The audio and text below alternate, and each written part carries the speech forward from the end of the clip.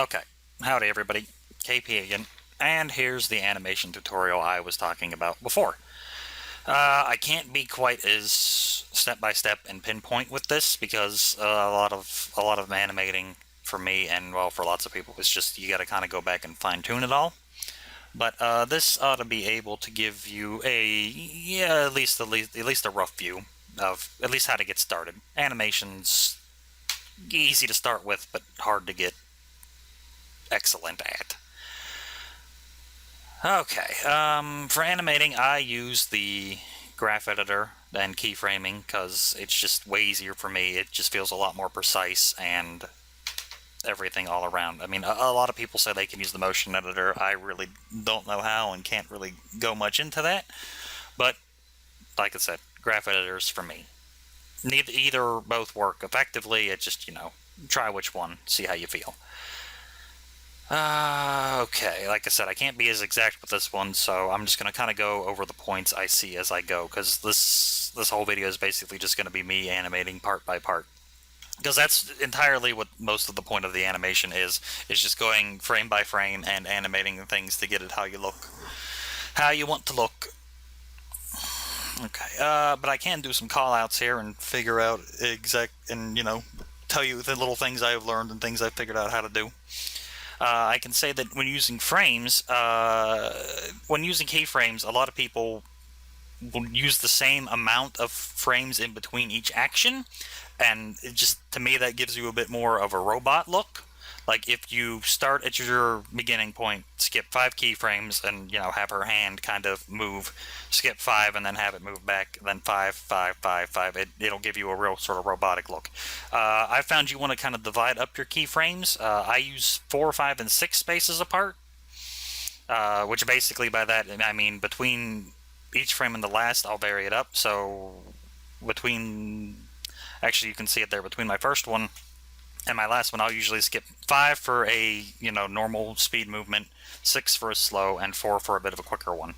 So you want to just kind of vary them up. So like I said, because human bodies don't move super perfectly, so you want to divide them up, and that gives you a nicer look. A better look. That's me anyway. Again, this is all me and animating and such. I won't claim to be the best, but like I said, hopefully this will get you where you need to go. Or at least the starting point. Let's see here. And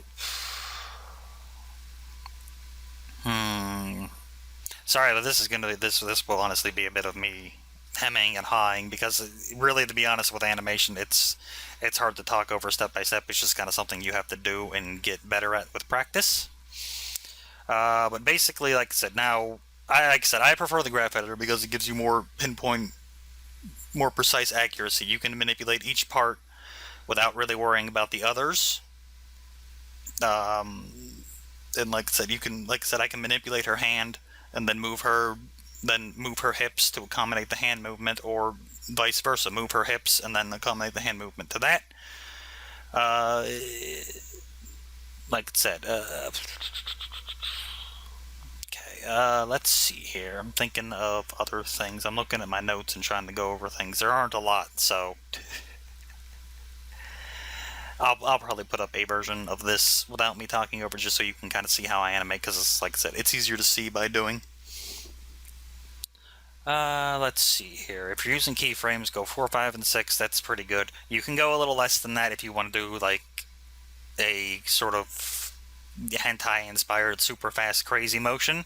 Again, it just really depends on the kind of style you're going for. But I found, like I said, if you want to go for a more subdued, realistic style, 4, 5, and 6 seems to work pretty well for me. The other important things to note when animating, human bodies can't stay perfectly still. That's another thing you see in a lot of GIFs, is that people will only manipulate the hips. Like, they'll only manipulate the hips and the hands, and like I said, and leave the shoulders and like the upper back and the neck and everything kind of ramrod stiff. People can't do that, so that's why you want to apply little micro motions to the rest of it. Like, she's supposed to sort of be writhing around, so you're writhing around, so you're up, so her hips are waggling, her upper back's going to be kind of rotating a bit, because she's writhing, so That's going to be that. Your shoulders are going to be rotating ever so slightly. Like I said, your head's going to be sort of rolling around. That sort of stuff. It's hard to put exactly into words. You just kind of need to see it. Again, if you're animating, reference points are extremely helpful. So, if you're animating, two things people always suggest to do is either see yourself doing the action, or, like I said, just watch a video of it. Everybody will say go watch porn and go from there. That can be helpful in some cases, especially, if you're trying to animate something that you don't have, you're a man animating a woman or vice versa, and you're not super familiar with how everything works, the subtleties of it. Okay, let's see here. And yeah, like I said, this is why I use keyframes, because it gives me a lot more pinpoint accuracy. Micro motions don't have to follow the 4, 5, 6 thing. I just kind of put them varied around, and then I'll add a bit of jitter through the sliders there. I'll get to that towards the end a little bit. That's also helpful. You can use jitter and smooth to kind of cheat it a little bit if you don't want to do exactly everything by hand, but it's ultimately probably better to do it by hand. You don't want to rely on things like that. Okay. What I'm doing here. The other important thing I learned, you want to use spline tangents. The easiest way to do that is to just pick your keyframe from the beginning to the end, and you'll click on the spline tangent. That's the little curvy one right there in the middle. Yeah, that's the small curvy one right there in the middle. If you just highlight over it, the tooltip pops up and says spline tangents. Spline tangents, at least to my understanding, are basically the motion starts slow, speeds up to the middle, and then slows back down, which is a lot of how human people, of how the body moves.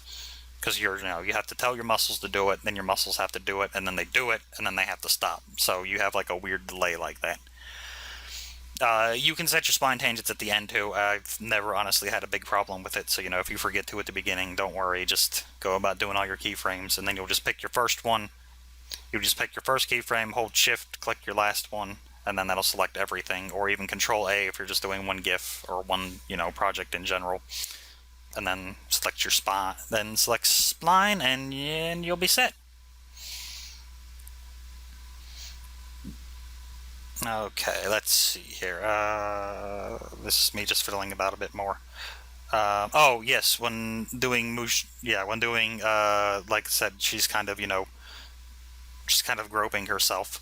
I find it easier usually just to lock. You can, like I said, you can bake the procedural bones, which you just right-click on the model, utilities, and bake procedural bones, and then you'll, because that works on anything with jiggle bones. So, just to note that. And like I said, you can just basically lock her breast to her hand, and then as you move her hand around, it will follow with it. It's a little thing easier to do. You can do both by hand and animate them that way, but I honestly can't really ever get the good effect, so I just use the lock and get the base motions down where they need to be, and then at the end I'll just remove the lock and smooth it out a little bit by hand if need be. Like I said, make sure her fingers aren't clipping through like that, and other little adjustments like so. Excuse me. Now this animation's not going to look amazing because I don't do a lot of solo female stuff, so, but I wanted to pick something that was relatively safe and everybody could watch and not be weirded out by, hopefully. And solo females seem to be the pretty popular option.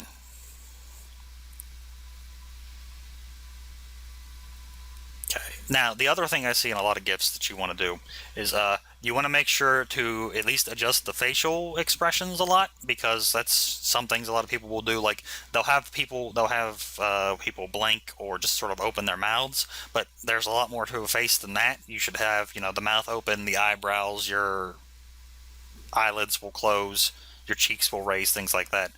A lot of these better nude models have a lot of face flexes. Face flexes work just the same with keyframing. Work just the same in keyframing as you do with anything else. Just pick it and adjust your slider, and it will go up, down, however you need to do it. Again, you don't really have to follow 4 5. You don't have to do the 4 5 6 thing with those. It really ultimately depends on the length of your GIF. Uh, I guess I should bring that up too. I could have brought that up at the beginning, but this is okay. A good GIF length is probably 2 to 4 seconds, depending on how complicated you want to be. This little one right here, I just do at 2 seconds. I animate at 30 frames per second, so it's 60 frames in general. You don't want to go too long because then you're going to get into a lot of huge file sizes. Because if you go into like if you're animating at 30 frames per second and you go into 5 or 6 seconds, that's math I can't do. That's 150 or 180 keyframes. There we go. And if you're rendering all those out at like on relatively high post processing settings, you're gonna get a big GIF. You're not gonna get 40, 50, maybe even 100 megabytes, depending on how complicated it is with your lighting and everything. Yeah, but yeah, like I said, there's a lot of hemming and hawing and whatnot, but there's really not a lot. It's I realized as I was making notes and watching over this that it's really kind of hard to talk over animating like this and tell you what I did step by step, because there's really not a lot of things. It's doing the motion once and then going back over it frame by frame to make sure that it looks okay. Okay. Yep. Oh, there we go. That's what you want to do there. This is also why I use keyframes, because it's a lot easier to make to make your GIF. If you're doing a GIF in particular, if you're not doing a GIF, you don't have to worry about looping. But people love doing GIFs, so there you go. The easiest way to make your GIF loop cleanly, at least that I've found, is to basically, when you make that first large set of when you make that first keyframe with your entirety of your model, once you get to the end, you can just reselect all your models, reselect your model, your props, your lights, or anything you're planning on adjusting during the animation, and just copy it over to make that your last frame. That way, your first frame and your last frame match perfectly. That's really the key to making your loop look good, is to make your first frame and your last frame the same, so then when the loop starts over again, it doesn't change.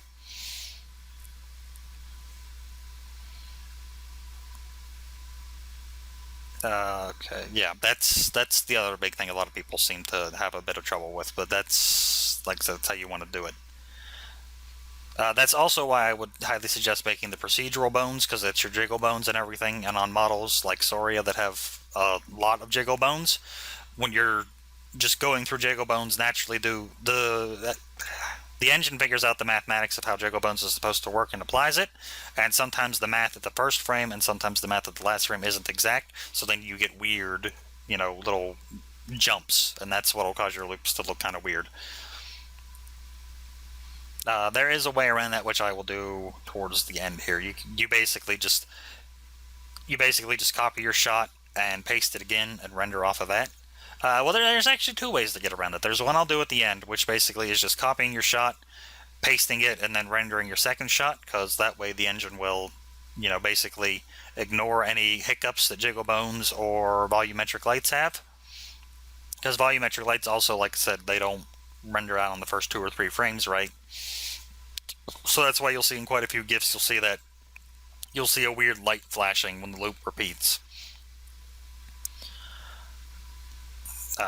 So yeah, so you can do it two ways. You can do it that way. Les will come up, because if you render your second frame after your first second or two, Source Filmmaker just knows how to fix it. It's just apparently a bug with the engine itself. The other way to do it is, if you don't want to do that, or it just doesn't work for you, just take your keyframes, and if you start from 0 on a brand new project, just skip in like 10 or 15 keyframes, or even just skip a whole second in if you're kind of paranoid about it. Just skip to, instead of starting at 0 seconds, start at 1 second, and then do all your keyframing from there, and then just render that chunk. Don't delete it, because then you'll basically just be starting at 0 again, and Source Filmmaker will weird out. So just like I said, start at 1 second and animate to 3 seconds. Like I said, that's also a good way to get around it. I do both. It really depends. In this particular instance, like I said, I just copy it and go. Okay. Oh yeah, here's me copying, like I said, doing the facial flexes. You don't have to be super perfect with, face emotion and whatnot. Just don't go too overboard. Don't do a lot of blinking. I try not to do a lot of blinking. I'll do eyes like half closed and such, just to kind of give it a bit more look, because you don't want to have them just blink solidly, like just boom. You don't want to go to the middle of your GIF and just do a blink and then let it end, because that's gonna look weird on the GIF, and you're really gonna notice that. Like I said, I try to do like I said, I'll try to do like I'll start off with, like, I don't know, like eyes kind of half closed, and then and then maybe I'll open them a bit, and then I'll go down towards like a nearly full blink, and then I'll let it go back to how it was at the end of the loop. Same thing with eyebrows and mouths. Don't just go to the middle and max it out and then just let it go back down. It's gonna look weird. You want to have a lot of little motions, and that'll, like I said, that helps out quite a lot. Like I said, and this is just like, again, this is a quick little GIF, so there is a little bit of clipping and just not super smooth motion, because I was doing for the tutorial, and it was like 2 in the morning, so I apologize for that. But like I said, my goal is to just show you how the graph editor works, and maybe help you, and hopefully help you get along in animating a bit. Like I said, GIFs are probably one of the harder things to do, just because you have to make it loop properly. I mean, you can do non-looping GIFs, which is also fine, but at that point, there's really no point in making it a GIF, because it's going to be big. You can just convert it to, a 5 or 6 second video, and to a 4 or 5 or 6 second video, and just put that up somewhere. You can use the actually, I've been recently doing this, and I don't think I do it on here, because I figured about it afterwards. There's the WebM format, which is going all around the news on the internet recently. It's 4chan recently adopted it. You can basically take a video file, and it will compress the hell out of it to work on websites. I believe it's designed for mobile computing, phones and Blackberries and all that stuff, but it works extremely well for everything else, so hopefully GIFs will go away. It doesn't have GIFs, color limit, it doesn't have, like the size limit, and, it compresses the hell out of everything. I think it took what did it do? I think it took a 20 megabyte file and compressed it down to like 1, and it still looks reasonably well on your web browser, so I would also suggest doing that. Best thing about them is they also support sound, so you can do micro movies that way. And they can loop as well, so if you want to make a looping WebM file, that's also appropriate. That's also a lot easier than doing a GIF, because all you have to do is export out your raw footage as a video, and then just convert it, and then just let it loop in your browser. But yeah, but this also, yeah, like I said, this helps show people that animating is basically this. I mean, everybody animating from novice to the experts, you basically just do this. You do one pass of your motion, then go frame by frame and make sure everything looks okay. That's why, large animation studios in anything have, tens of, have dozens and dozens of people working on animated projects at once, because it takes a lot. I mean, if you're animating it, even if you're doing 25 frames a second for a 2-hour long movie, that's a lot of frames and a lot of individual motion that needs to be done by everybody. Like I said, thing to note here. Like I said, to make your loop look right, you want to make sure your first and last keyframes are always the same. Sometimes you'll end up going to the end and you're making a slight little adjustment. I always select everything again, copy my last keyframe to my first, and then my first to my last when I'm done and wrapping up, just to make sure that they match exactly.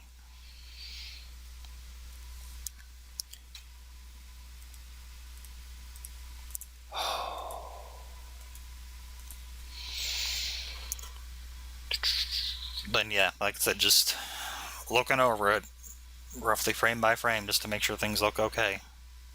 I'm noticing now there is a bit of her hair clips through the pillow a little bit, but it's like I said, that is something to avoid. I missed it here because I was kind of working fast on this to get this out, well, a couple days ago, but things happened. Okay. Like I said, oh yes, you do want to try to adjust your camera settings in the motion editor, because if you adjust your camera settings in the graph editor and say you're adjusting your field of view and you accidentally do it in on a keyframe in, like, a third of the way through your project, that's gonna screw up your loop because it's gonna go in and out and make things look kind of weird. Like I said, that's why when you're when you're animating, you want to try to only get your models and your props selected on that first keyframe, so nothing else really kind of freaks out. And you want to try to set up your camera the best you can before, and then make adjustments after you're all done. Okay, here's me doing the jitter with the fingers, because fingers are kind of a bitch to pose.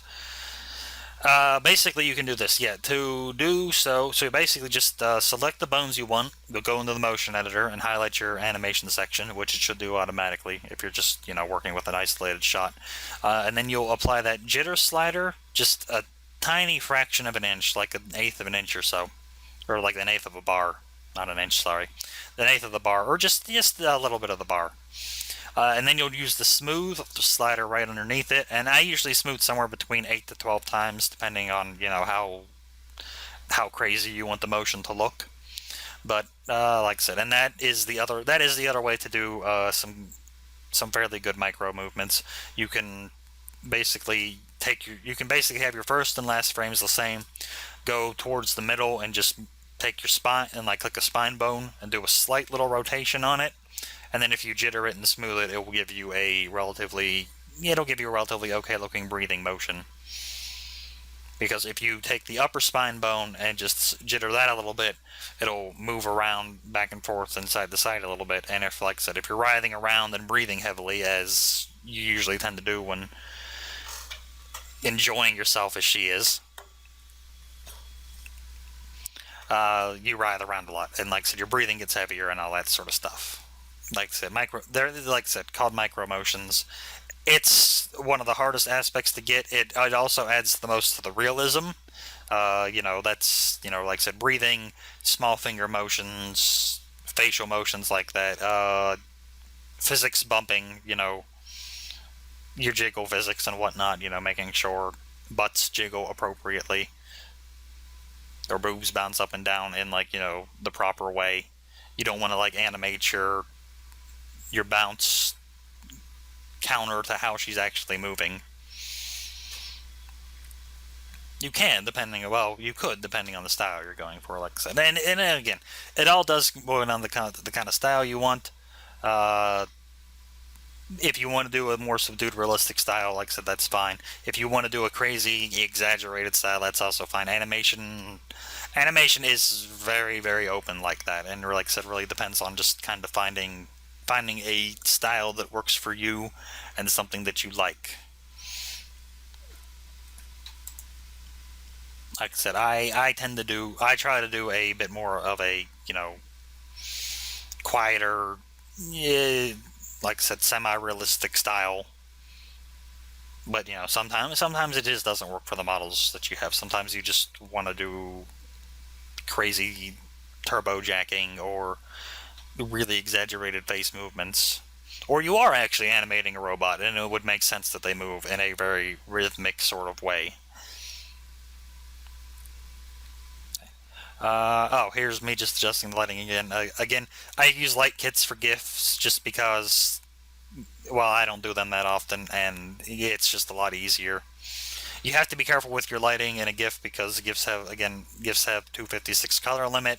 So if you do too many colored lights or have too big of a difference between your lights and your shadows, you're gonna get like a really weird pixelated look, and that happens when you convert. At least with the way I convert. If you if you convert a movie through one of those online MP4 to GIF converters or whatever, you're gonna get that because they don't render them very well. You're better off doing it by yourself. I'll show you at the end how I do it in GIMP, just because GIMP's free and that's what I have.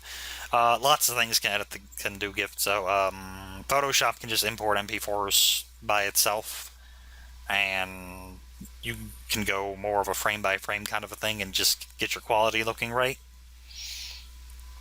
Adobe Premiere also will export GIFs. It's actually apparently exceptionally well, because you can go through the GIF and adjust it literally frame by frame and make it look how it does. So if you see, like I said, if you see any particularly amazing looking GIFs, that might be, they were definitely done in Photoshop, or that not done in GIMP or converted online.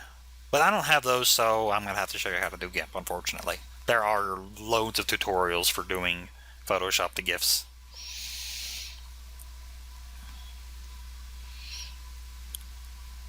Okay, the motion's not going to look exceptionally smooth on this just because I'm scrolling through it so fast, and Camtasia captures so fast, and you're seeing a video through a video, and then later on through a video again, so it's not going to look as smooth as it will if you actually just look at the GIF directly. But yeah, like I said, lots of hemming and hawing for me, unfortunately. But like I said, I wrote as many notes as I could to bring up the people, and like I said, but that's the bulk of animating. You'll work 2 hours for a 2-second GIF, and that's about it. And like I said, GIFs you don't have to do. Lots of people like them. You don't have to do them. Like I said, really just try what you like. I mean, that's it. If you like doing it, excuse me, if you like doing GIFs and everything works out real smooth, that's good. If you like doing little micro movies like I do, I like doing 10 to 15 second little things and working around that. If you like just doing big old projects, if you like doing just big projects, minutes long, that's also appropriate. That's also a lot of work, but hey, if you want to do it, go for it. If you're gonna soak the time into it, do something you're having fun with. Okay. Oh, here we go. I'm at the point now where, like I said, I'm doing that. Basically, yeah. Now you want to be in the clip editor for this, and basically once you figure out how long your GIF is going to be, like I said, mine's 2 seconds, which is 60 frames. You'll skip. I usually skip 1 frame ahead of that to frame 61. You'll go into the clip editor. You'll highlight your shot. You'll hit B. B is in, blade. B for blade, actually. That'll blade your clip into 2 separate shots, that'll split your shot into 2 separate scenes like that, and then you can go from there. I'll delete the chunk at the end because you'll have, seconds 2 through, 60, so you'll just delete that. And then you'll just click your shot. You can just edit, copy, and then just paste it, and then that'll copy your shot 1 to shot 2. And then if you just render shot 2 by itself, you should avoid most of the jiggle bone and volumetric light problems. Like I said, you don't have to do that if you skip in, if you don't work from 0, and if you work from second 1 and don't delete anything before that, you can do that as well. So, like I said, yeah, the important thing is, like I said, if you just want to render shot 2, so you pick selected shots, you click shot 2, export selected shots, make sure your times line up, and then it'll export out that. If you export and it says it'll take like 9 hours, that's because you didn't do a selected shot, or you accidentally goofed up and picked the wrong thing, and that's why. It should not take you 8 or 9 hours to render a 2-second long video like this. Also, when doing GIFs, because I'm kind of limited to GIMP, I always usually export out as an image sequence here with the TGA. Just because, like, TGA is uncompressed, and image sequences go right into GIMP with no problem. You just do open layers and pick them all, and it does the hard part for you.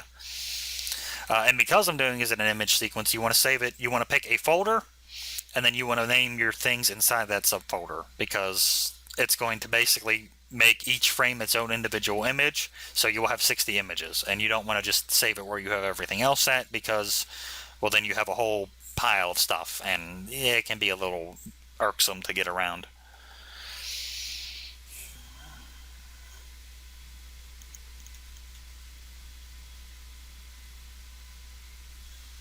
And like I said, now exporting out image sequence. Like I said, I leave my render settings on 256 and 256 because that seems to get me a pretty good blend of quality and size. If you don't have a you know great computer, a great rig to do stuff like this on, bump it down to like 128 or even 64 and 64 if you need to. Like that should keep you pretty good. Uh, yeah, and then exporting. Exporting is the other long part because I do it on, like I said, it's as I do it with such high render settings. My 2 or 3 second GIFs usually take a good 20-25 minutes to export out properly. That's why you want to make sure it looks good in engine before you export, because it can take a while.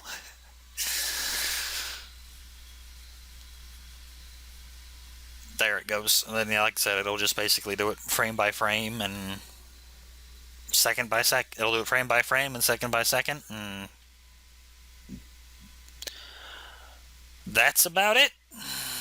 Like I said, sorry this was a lot of me kind of rambly, but that's really all the best I can say when there's animation. Like I said, I'll put up a version without my vocal narration here, so you can just kind of see me animating like that, if that's more your cup of tea.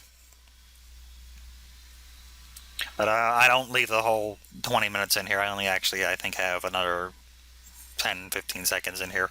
And then at the end, I will have how I make the GIFs in GIMP, which is really easy and quick. Okay, here we go. Exporting taking your image sequence and importing it into GIMP and then turning it into a GIF. GIMP is supposed to also import MP4s, but I've never been able to get it to work right, so I just use image sequences because it's easier. So we're going to fire up GIMP here. Like I said, GIMP's totally free. Image editing has a lot of the same tools as Photoshop, just some are better, some are not as good. Okay. In GIMP, all you want to do is just file, open as layers. Like I said, again, this is why you want to save it in a specific folder with a name like that, because it's going to make all your images like that. So then you can just Control A to select them all.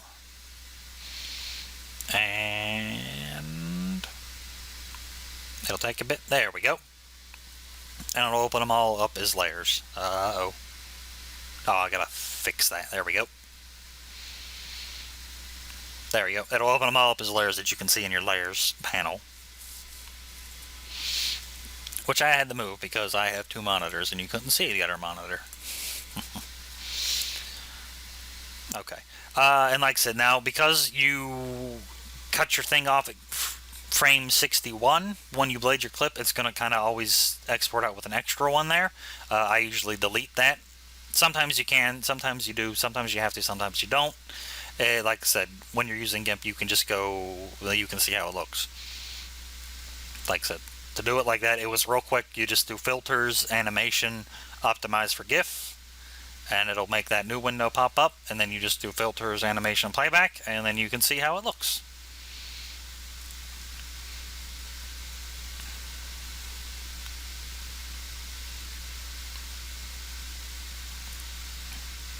And yeah, like I said, and again, this is the other time-intensive process. Sometimes is just you want to watch it a couple times to make sure it loops cleanly and make sure you don't have anything weird happening.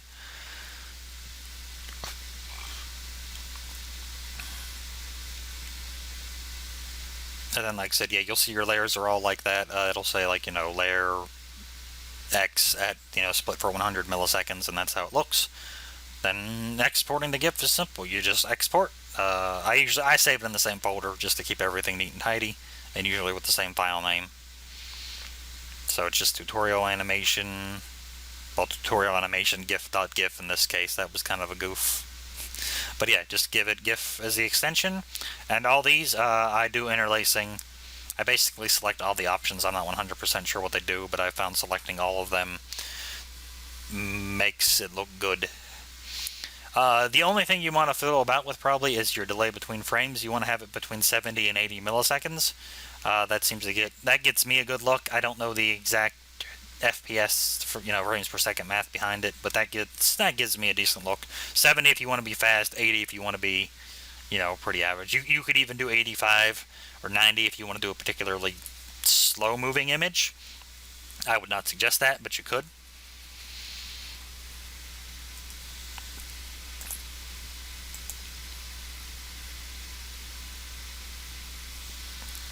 And then that's about it. Then it'll export your GIF, look at it, and like I said, look at it again and whatever you want. I'd suggest looking at it. I use InfraView for this. Look at it on a web browser too, and just see how it looks in that. And then if it looks good, post it. Post it online somewhere and see what people think about it. Like I said, sorry this was a lot of rambling, but it's hard to talk over animation. I'll see everybody later.